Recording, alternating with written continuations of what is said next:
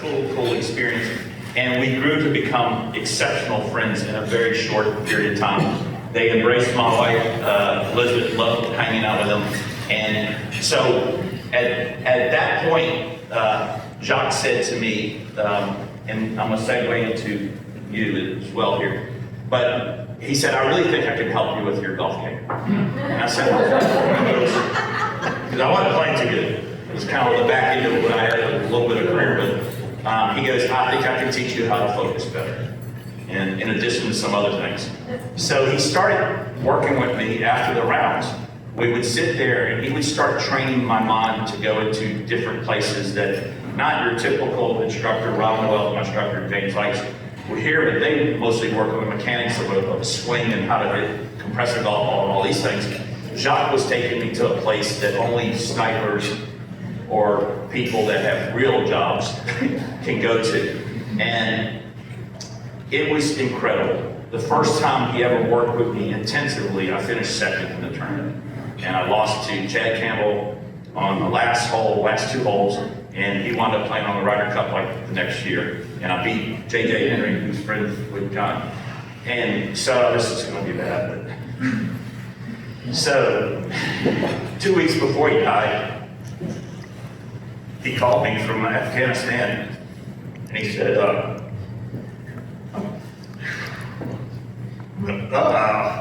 gonna come home and caddy for you the last 4 tournaments in 2005. And 2 weeks later, he wound up going in to save Marcus Luttrell and the guys that you see in the movie Lone Survivor. And he gave it all, every part of his life, every part of his existence. And so I'll never forget that. He called me after a round. I had shot 67, but I doubled the 17th hole. And he calls me from a satellite phone in the mountains in Afghanistan, chasing the number 2 Taliban guy that they were gonna put to bed. And he says, I can't believe you doubled the 17th hole. So, he has a special place in my heart forever. I miss him, and so sorry to do this, guys, but at this point, I'm gonna bring up a friend that I met through Jacques, unfortunately at the wrong time. Steve Gonzalez was Jacques' best friend in the SEAL program, and he's a Salvation. Born and bred here in New Orleans.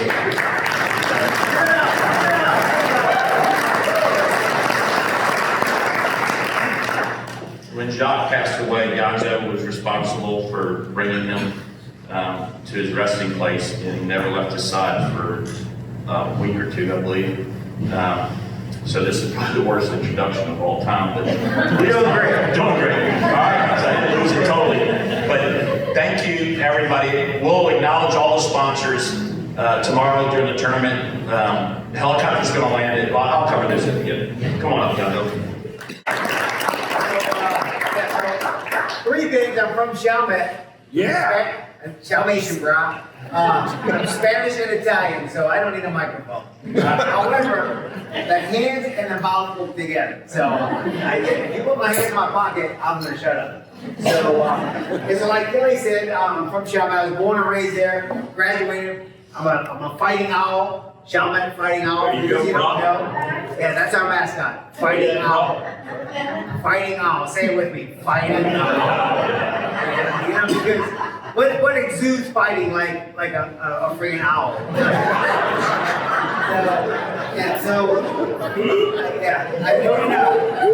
I joined the Navy. Back then we didn't have any books, any movies, nothing. It was real quiet. And so I joined. I was in the regular Navy. I went to Italy for my first 2 years. That sucked.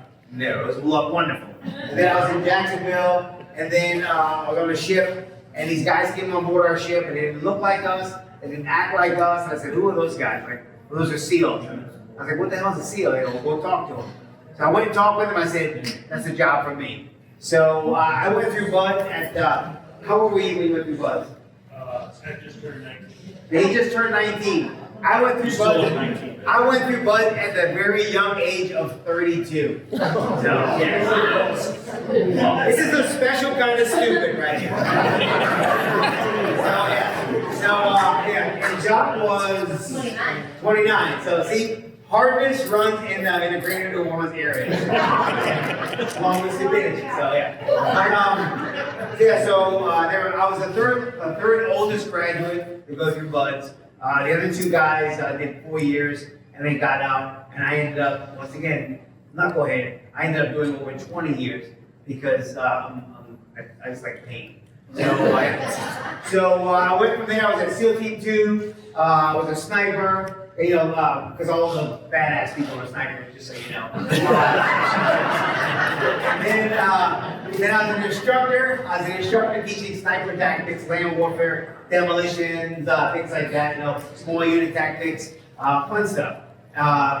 During that time was when Red Wing happened, and that's how the connection became what it was. From there, I went on to SEAL Team 4. Went there as a chief, and then I left as a master chief. And I ended up doing 12 deployments because I just loved going overseas. So that's kind of what I did. So Kelly and I we became instant friends. I mean, we were there, instant friends. How can you not love Kelly? I mean, became great friends. And so when I retired in 2016, I was working for a nonprofit. He says, "Hey man, I'd like you to let's get in the mix and let's work together to support our veterans." Right? Because that's what it's all about, is supporting our veterans. And one of the things that Kelly Taylor and the foundation do, and with your support, is amazing. So it went. And once again, to bring all logistics back. So like the Air Force, we were out there for 30 days, no shower, no nothing. And on Thanksgiving, the Air Force dropped in a turkey, cans of vegetables. I say vegetables because I'm from Chalmette. They dropped in everything. They even dropped in the stand, everything, the pot, the whole shebang, except the gas. So, we're SEALs. So we made a fire, and one of the guys was from North Carolina, and he cooked it. And let me tell you, best Thanksgiving, because now I love Thanksgiving. But they dropped in socks too. Socks. And you're like, socks. They dropped in socks and Gold Bond powder. Sweet Jesus. Do we have any children? No children here, right? Okay, orgasmic. You put the powder in, you put your socks on, the guys don't want one. And let me just say something else. And because ladies, I don't know if any of you ladies are hunters, but most of the guys are hunters. Gold Bond works wonders wherever you put it. So, something to think about in the future. Your husband comes home, you're like, baby, there's Gold Bond in the kitchen. Gonzo, thank you for your service. Thank you to all the other servicemen, veterans that are in this room. Really appreciate what you've done for our foundation. One of the cool things, 2 years ago, he brought in a pistol that was made for the SEAL teams, had the emblem on the side, and he said this is only one in the world. It should go for a lot of money, but by the way, I got 2 of them. That'll go over well. I did not say that. So I get up there. So, you guys, when I come here, I tell my stories, and I always tell the funny stuff. Laying in pigeons, that's all fun and games.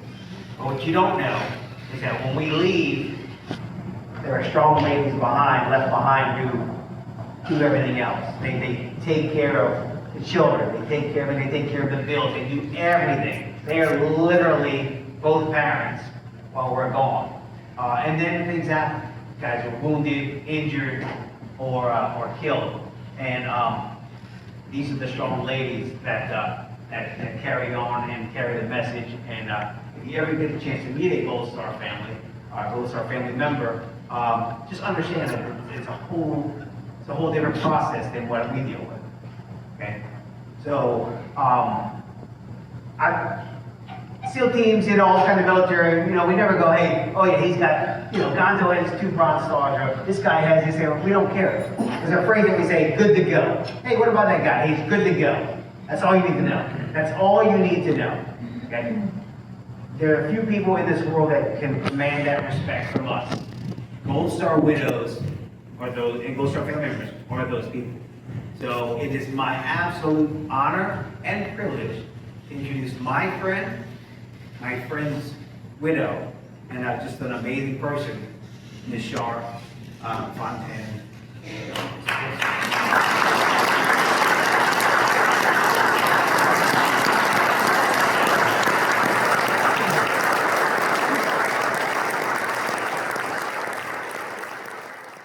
So the book came about because after I lost Jacques, I struggled.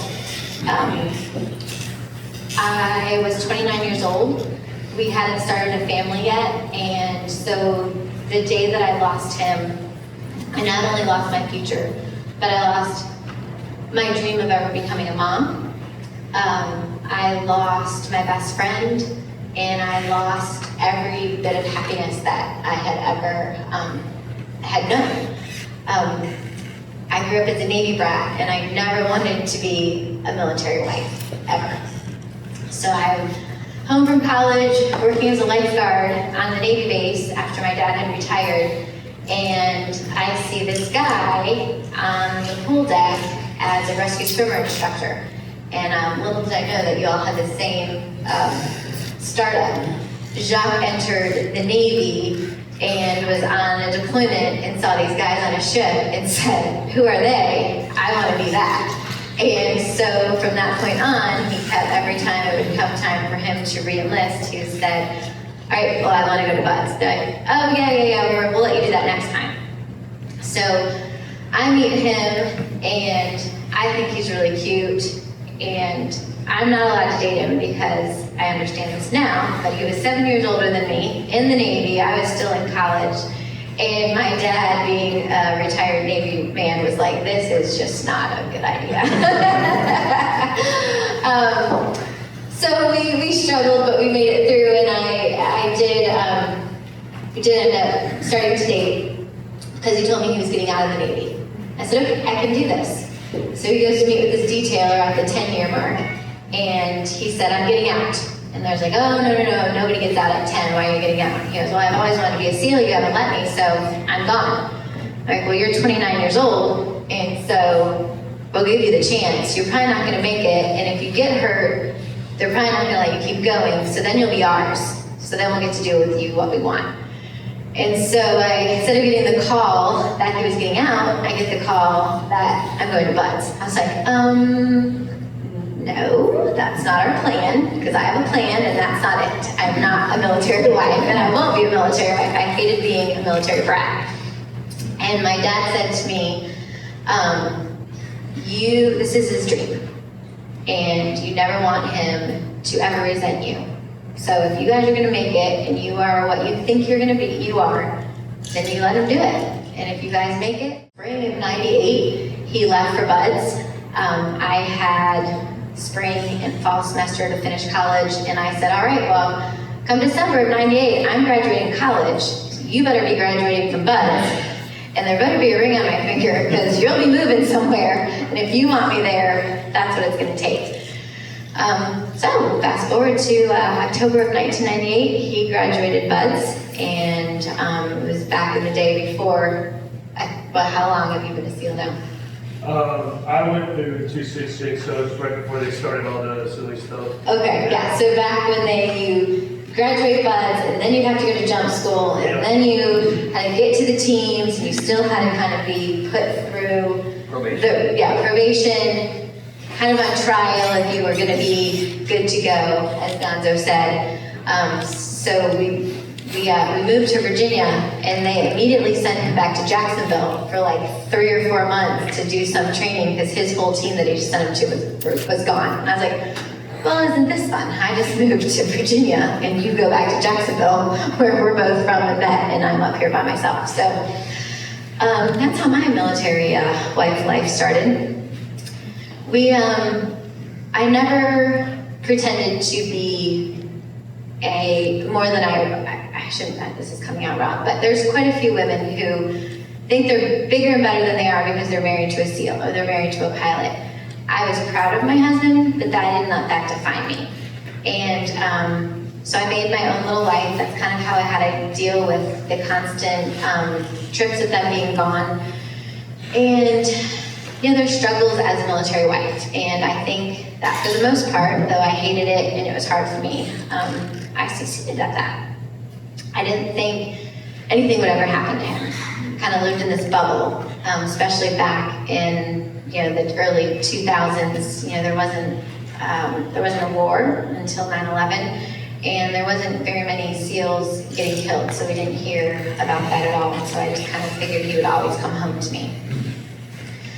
So 2005, he leaves, getting ready to leave for deployment, and he starts going through this checklist in his head, very different than any other deployment. Hey, if I don't come home from this deployment, you need to remarry because you're meant to be a wife and you're meant to be a mother. And I was like, you're crazy, you're coming home, and even if something would happen, that is a thought I'm never going to be able to, to succeed at and do. So don't make me promise that. The next day, something happens to you, there's going to be somebody who comes to the door that I promise you won't be alone. And there's just so many things before that deployment that he was making sure was in place, and I didn't even understand it back then.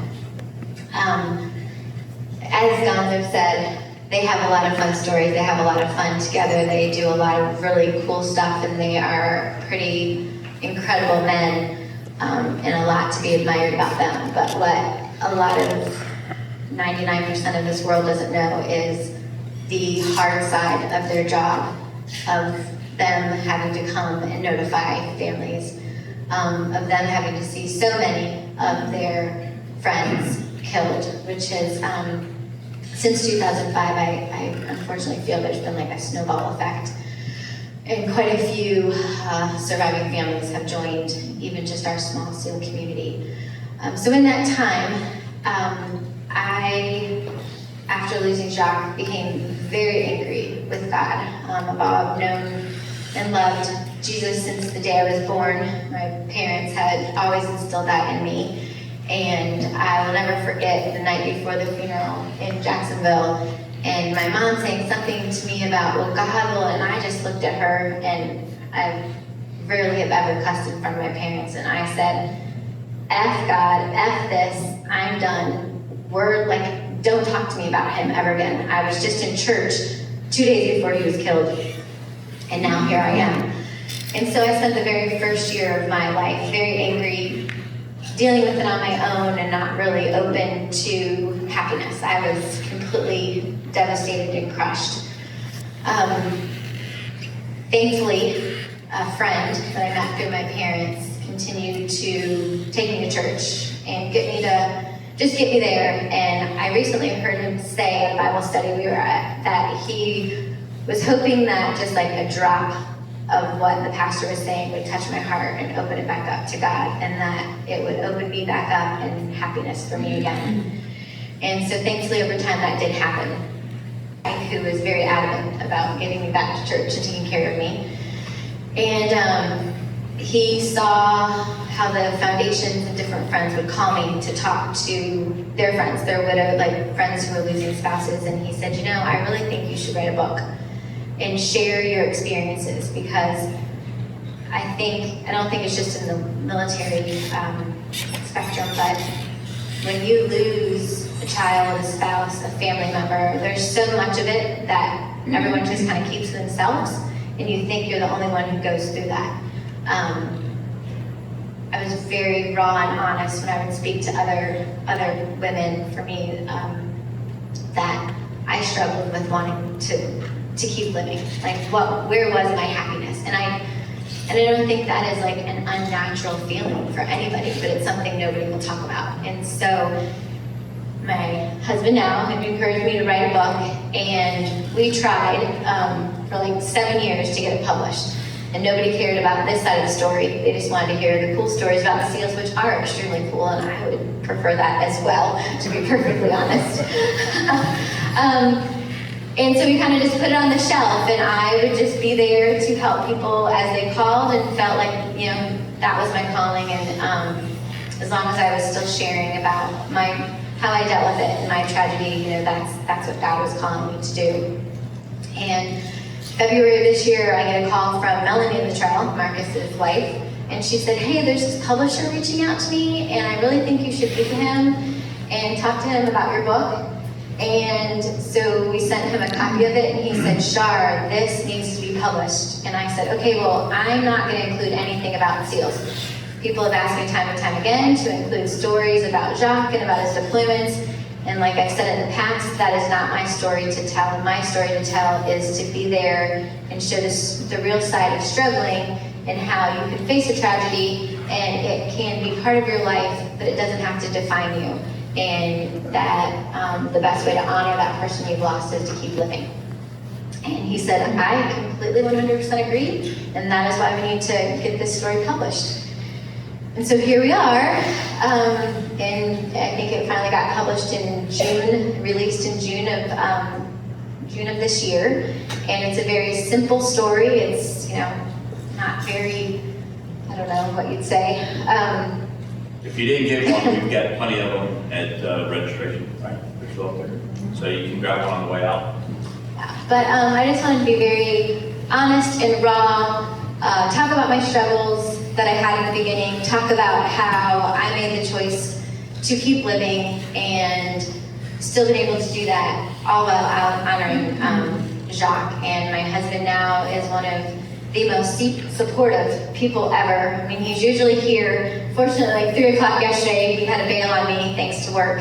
Owning a business doesn't really grant you as many privileges as I thought it would, but he's the first one to show people Jacques Shadowbox at our house. He has openly talked to our kids. He has welcomed Jacques' family into our house from the very beginning, time and time again, and is the perfect example of honoring our military. And what these things do for me is just show me how amazing the support still is out there.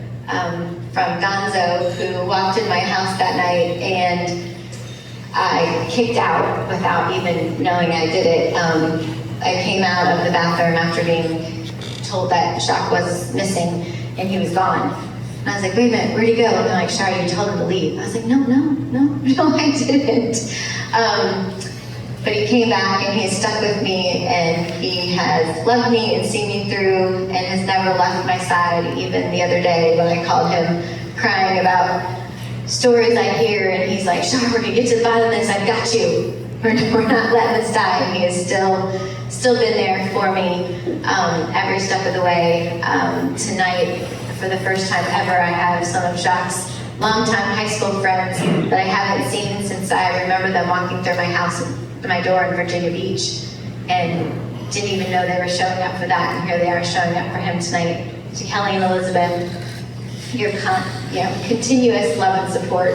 I'll never forget that phone call to you. But to just what you all do for our veterans, I think it's very important for our regular civilians and our everyday Americans to know what our military servicemen and women do for our country behind the scenes, not just overseas. And so it's things like this that just, I think, mean a lot to the families, to surviving families, and I'm just extremely grateful for your love and support always.